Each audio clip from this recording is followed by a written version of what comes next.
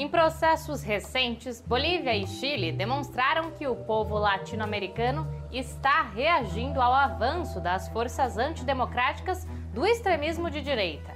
No Brasil, um dos papéis das eleições municipais é o de frear o avanço do autoritarismo com a eleição de mais candidatas e candidatos progressistas. Na entrevista central, o analista político Breno Altman fala sobre o efeito das vitórias das forças populares no continente. E nossa reportagem mostra que o exercício democrático pode ser mais ativo. Você vai conhecer experiências bem-sucedidas de participação popular em gestões municipais. Eu sou Pamela Oliveira e a Central do Brasil está no ar. Central do Brasil. Das ruas para as urnas. As mulheres têm mostrado que são parte importante da economia e da política mundial. Agora, elas precisam ser eleitas para incidir na política institucional e garantir que os interesses das trabalhadoras sejam considerados. A ativista feminina Sara de Roure fala sobre a importância dessas candidaturas. Embarque imediato. Por que é tão importante elegermos candidatas feministas nas eleições de 2020?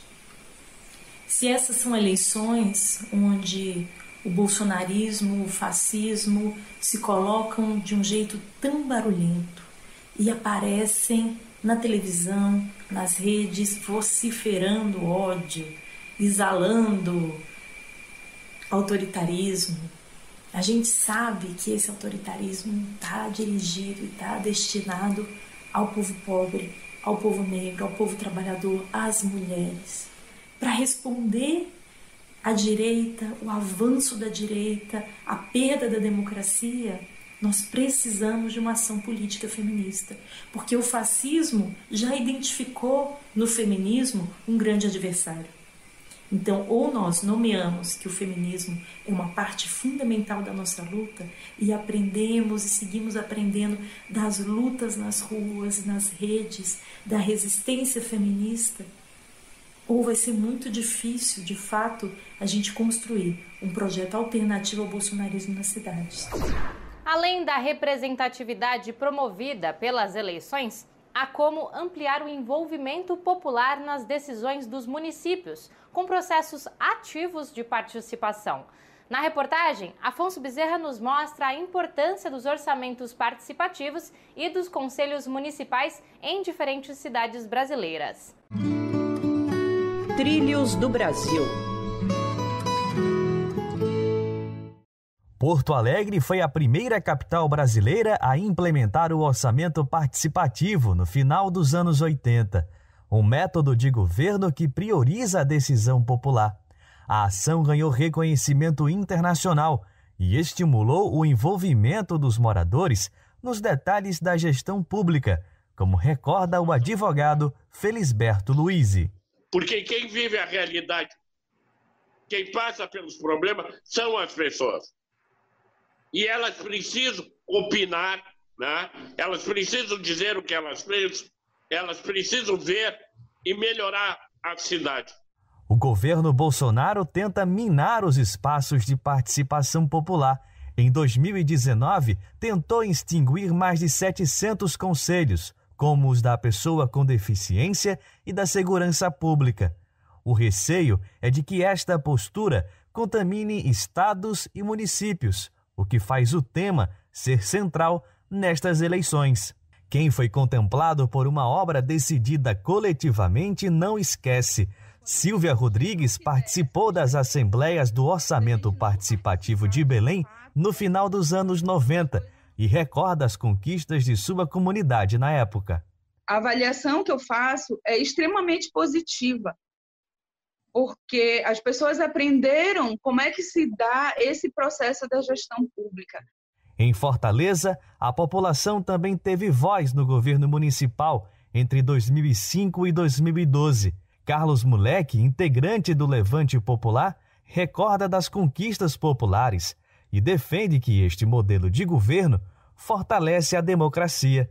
Ele acredita que o tema precisa ser resgatado, sobretudo pela inclusão da juventude no debate político. É isso que está acontecendo, né? Está se agravando e está dando desânimo na nossa população de não participar desse processo, né? E como que a gente molda um município, como que a gente molda um estado, como que a gente molda um país, se a nossa própria população, que é o nosso bem maior, está se desgostando desse processo, né?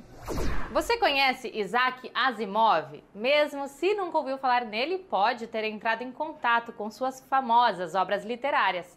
Algumas viraram filme, como Eu, Robô e O Homem Bicentenário. O escritor Paulo Tarso Ricordi dá dica de livro desse autor russo. Parada cultural. Sugestão de leitura: Isaac Asimov, o maior escritor de ficção científica, o pai do gênero, o grande inspirador. Todos que vieram depois precisaram seguir os seus passos. O Asimov coloca numa robótica extremamente desenvolvida, ao ponto de que os robôs se parecem com pessoas. O Blade Runner foi escancaradamente inspirado nos contos do Asimov. Sem resolver os problemas na economia, o governo Bolsonaro tenta emplacar o projeto de lei que confere autonomia ao Banco Central e altera a relação entre a direção do banco e o governo. O projeto pode ser votado no Senado nos próximos dias. A oposição aponta que a autonomia serve aos interesses privados e resultará no descontrole da inflação. Quem conta mais é a repórter Nayata Wani. Nacional.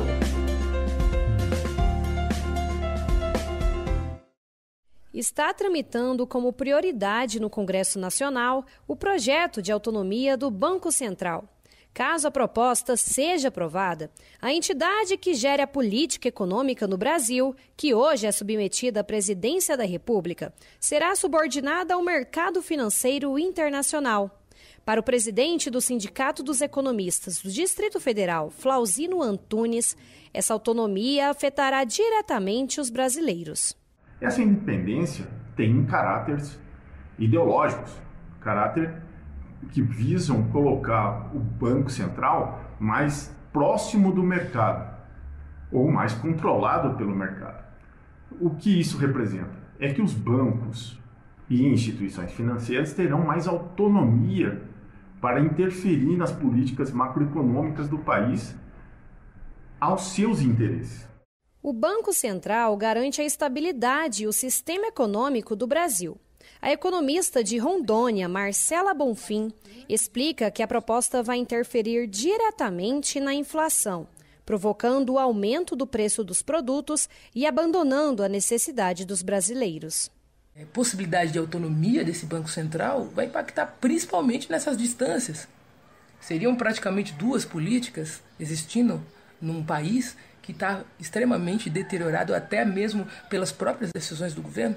E isso poderia ocasionar bastantes distúrbios na relação do emprego e da própria fluência da economia, impactando sobretudo o trabalhador, aquele que está na ponta, consumindo por necessidade. Quase 80% das pessoas chilenas votaram por uma nova Constituição para pôr fim ao legado do ditador Augusto Pinochet. 10 dias antes, a Bolívia elegeu o candidato do partido Movimento ao Socialismo, derrotando o golpe realizado ano passado contra Evo Morales. Jonatas Campos conversa sobre o tema com o editor do portal Opera Mundi, Breno Altman. Entrevista Central. Hoje a entrevista central é com Breno Altman, jornalista, analista político e editor do site de notícias Opera Mundi. Breno, agradecemos sua disponibilidade. As forças populares tiveram vitórias importantes na América Latina, na Bolívia e no Chile. Estamos diante de uma nova onda progressista na região? Eu creio que nós temos sinais importantes, razoavelmente sólidos, de que as forças progressistas começam a sair do período de defensiva em que se encontravam nos últimos anos. nós podemos identificar na eleição de López Obrador no México, na de Alberto Fernandes na Argentina, agora com o resultado extremamente positivo, com o triunfo de Lúcio Arce na Bolívia, com as lutas populares no Chile e na Colômbia, e no último domingo, evidentemente, com o resultado esmagador do plebiscito pró-constituinte no país andino. São todos sinais que vão revelando a emergência de uma contraofensiva das forças de esquerda. Temos que aguardar as próximas semanas e meses para vermos se essa contraofensiva realmente se consolida e se ela se amplia por toda a América Latina. A Bolívia levou um golpe duro, um golpe violento no ano passado, um ano depois, essa vitória eleitoral. E comparando com o Brasil vem levado uma série de golpes. O impeachment, você falou, a prisão do presidente Lula e essa vitória da extrema-direita com Jair Bolsonaro. O que explica essa vitória do MAS na Bolívia? Eu acho que a principal explicação, Jonatas, está na questão colonial. Devemos tratar a questão indígena na Bolívia como uma questão colonial. Não é uma questão racial.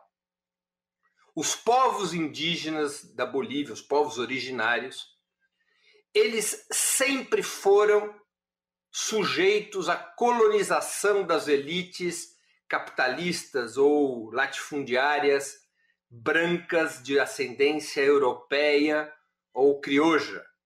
Com Evo Morales, ocorreram dois fenômenos. O primeiro fenômeno, uma integração entre as organizações dos povos originários e a esquerda boliviana de origem socialista e marxista. Há um segundo fenômeno. Os povos originários, pela primeira vez na sua história de tantas centenas de anos, saíram de uma situação colonial, assumiram o governo do país, criaram o Estado plurinacional, se incorporaram à cidadania boliviana com sua cultura, com seus idiomas, com seus direitos econômicos e sociais.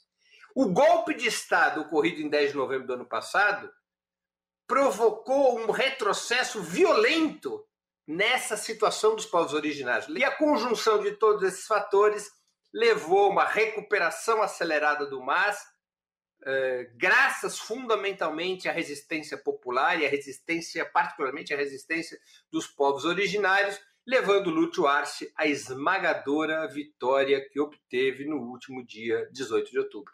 Essa vitória de uma nova constituinte no Chile foi bastante expressiva também e lembra um pouco a nossa constituinte de 88, lembra um pouco o processo democrático, mas eu queria lhe perguntar sobre a proposta do líder do governo Bolsonaro, do Ricardo Barros, de discutir uma nova Constituição aqui no Brasil. Será que esse processo tem algum tipo de semelhança?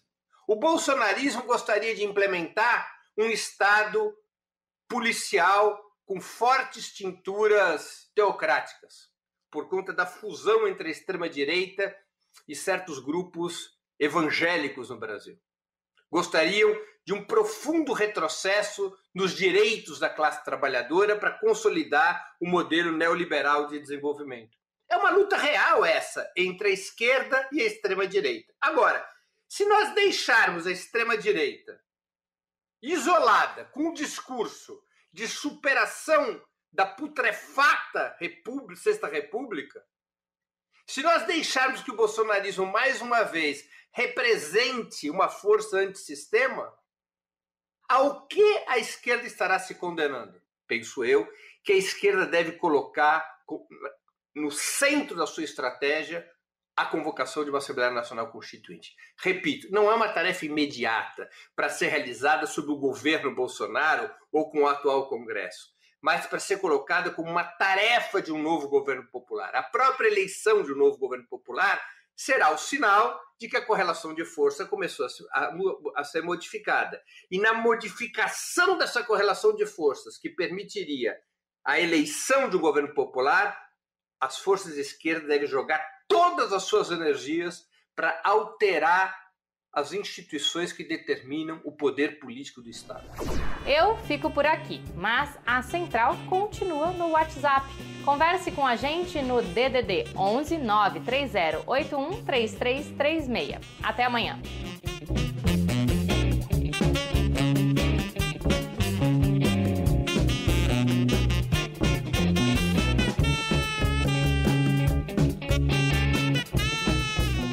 Central do Brasil, a rede de comunicação dos movimentos populares.